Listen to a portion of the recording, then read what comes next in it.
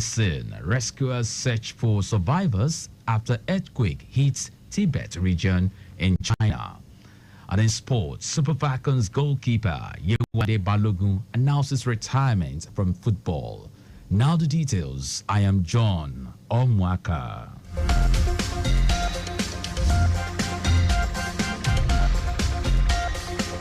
To promote and ensure a healthy environment, the Lagos State Environmental Protection Agency, LASEPA, is set to step up advocacy and enforcement to tackle all forms of environmental pollution this year. Speaking at the media parlor to review the activities of the agency in 2024 and its programs this year, the general manager, LASEPA, Babatunde Ajayi, noted that there will be improved response time from the agency while intensifying enforcement and regulations on waste oil management, smoking in public places by encouraging designated areas, noise pollution, chemical handling to reduce poisoning, among others. According to Ajayi, the agency will do everything within its ambit to make Lagos livable for every resident by ensuring they imbibe in the environmental culture and awareness. The entire 2024 was filled with a lot of activity, ranging from our enforcement activity to advocacy to industrial awareness, so all of the engagements with different people across different sectors, from the hospitality industry all the way to the religious groups, to the industrial groups, and to many of our traders that do things that have relationships, or effects on the environment.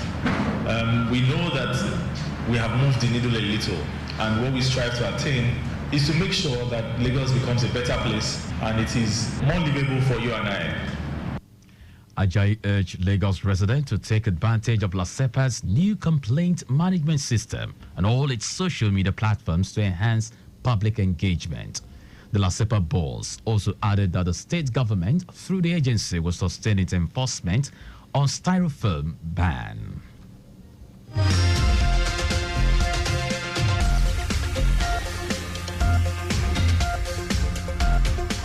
The Lagos State Domestic and Sexual Violence Agency, DSVA, says over 14,000 people have benefited from its Safeguarding and Child Protection online course, while explaining that the initiatives serve as a preventive tool to help parents protect their children from various forms of abuse, including physical and sexual abuse, bullying, and more. The agency revealed that part of the tens of thousands who have benefited from the course include teachers, counselors, and first responders, among others. The agency notes that the course, facilitated by seasoned experts in child safeguarding and protection, covered crucial topics such as understanding child rights, bullying and peer violence, challenging behavior, positive discipline, and handling disclosures of abuse. It says participants were exposed to the social-cultural factors influencing child protection in Nigeria.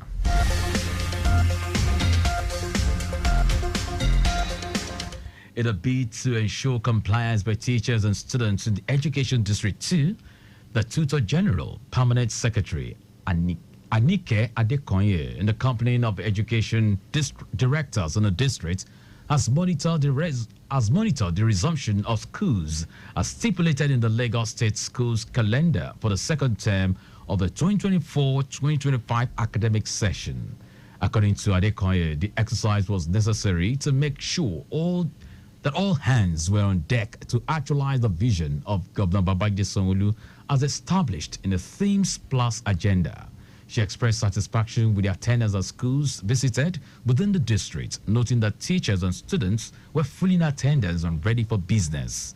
The Tutor General, Permanent Secretary, expressed profound gratitude to the governor for his visionary leadership and commitment to development of education in the state, while commending the Commissioner for Basic and Secondary Education, Tolani Alibalogun, for taking the lead in monitoring school resumption.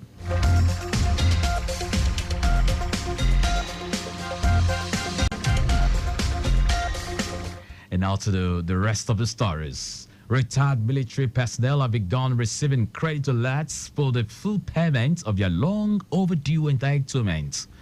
This is after the retirees had barricaded the entrance to the Ministry of Finance in Abuja as early as 7 a.m. using canopies and chairs to demand the full payment of their entitlements.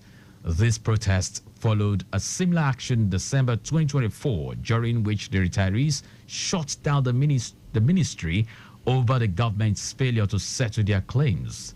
The spokesperson for the Coalition for Concerned Veterans, Abiodun Durowaye Herbert, confirmed that alerts had started coming through. Durowaye Herbert said that with this new development, members are now evacuating the ministry headquarters to return to their various homes. It will interest you to know that for months, the retirees were told that there were no funds to clear their entitlements, despite official approval for the payments.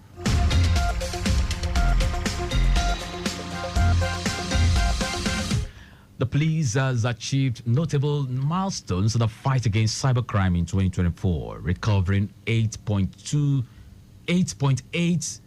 billion naira from cyber criminals. The force public relations officer, Olumuyiwa Adejobi, in a statement notes that the Police National Cybercrime Center successfully restituted these recovered funds to victims of cybercrime, demonstrating its unwavering commitment to safeguarding citizens from fraudulent activities.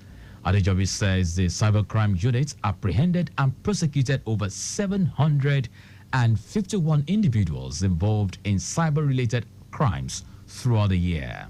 He has the recognition from the Interpol Cybercrime Directorate, which named Center as the best cybercrime unit in Africa for 2024, highlights the dedication and efficiency of the police in addressing cybercrime across the continent.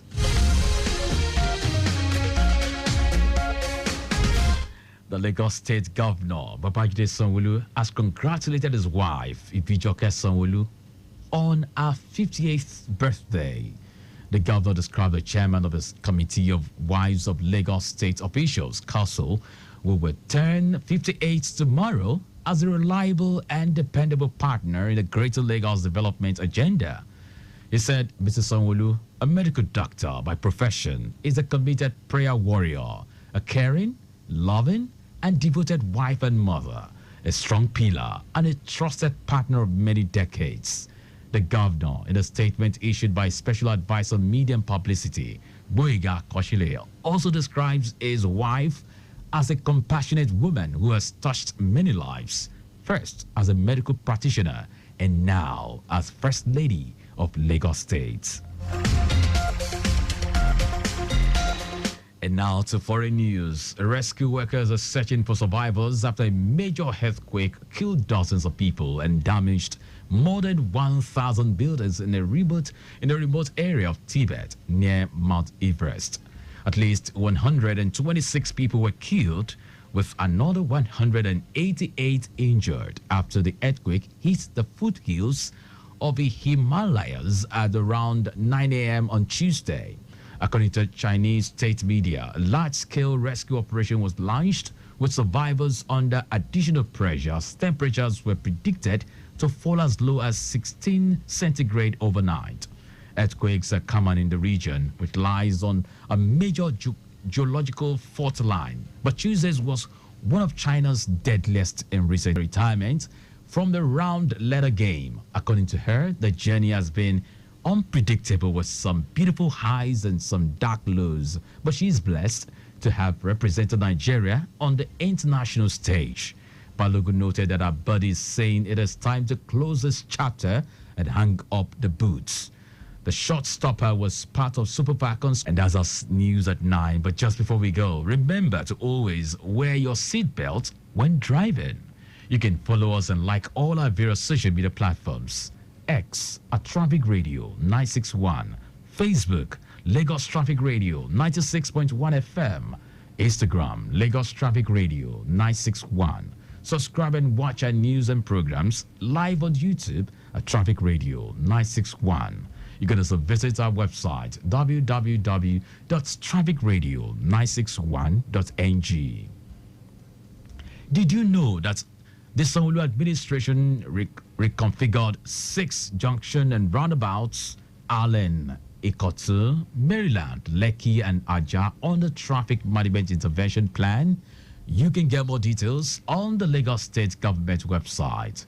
To end the news, here are the highlights of the major stories. To promote and ensure a healthy environment, the Lagos State Environmental Protection Agency, LASEPA, is set to step up advocacy and enforcement to tackle all forms of environmental pollution this year. Retired military personnel have begun receiving credit alerts for the full payment of their long overdue entitlements. We also told you that rescue workers are searching for survivors after a major earthquake killed dozens of people and damaged more than 1,000 buildings in a remote region of Tibet near Mount Everest. And in sport,